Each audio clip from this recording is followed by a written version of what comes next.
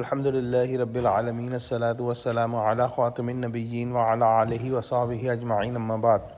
A'udhu billahi minash shaitanir rajim, bismillahir rahmanir rahim. Qala Allah ta'ala fi Surah Al-Anfal, ما كان لنبي أن يكون له أسرى حتى يثخن في الأرض تريدون عرض الدنيا والله يريد الآخرة والله عزيز حكيم. Translation: It is not for a prophet to take captives war prisoners until he has fought and thoroughly suppressed the enemies of Allah in the land. You desire gains and goods of this world, and Allah desire for you that of hereafter.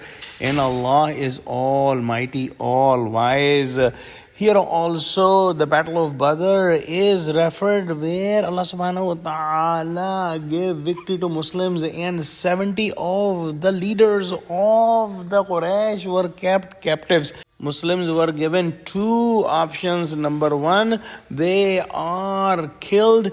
Number two, they are left and the money is taken from them, and the condition that Muslims, 70 of them will be killed next year. This was a test from Allah subhanahu wa ta'ala to see which direction Muslims will go.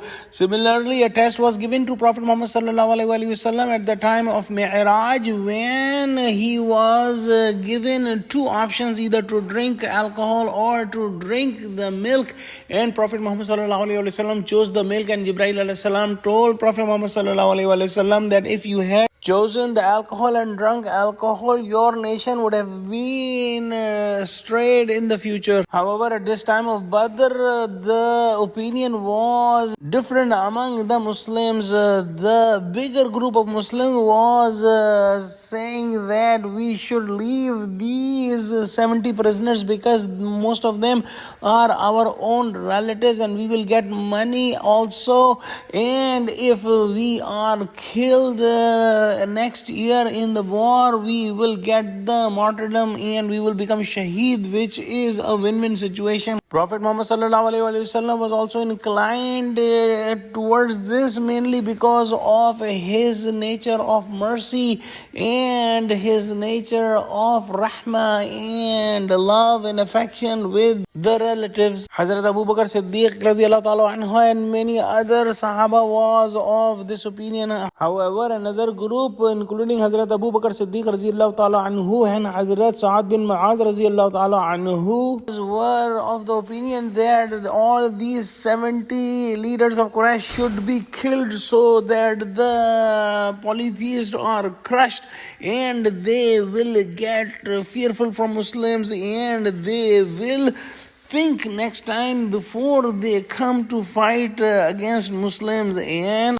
it would announce loudly and clearly to the kuffar that Muslims are not going to stop because of the kinship or because of the money or for any reason. They also said that whoever is the relative among these captives, the relative who is the Muslim should kill that relative who is kuffar and is a prisoner. But the overall consensus was that the Muslims should leave these prisoners, but Allah subhanahu wa ta'ala did not like that decision. And in this ayah we can feel that Allah subhanahu wa ta'ala is unhappy. One point should be made clear, that Prophet Muhammad sallallahu alaihi wasallam was only inclined towards the decision because of his love and mercy and because of the relatives that were among the prisoners. But Allah subhanahu wa ta'ala did not like that, because this was a good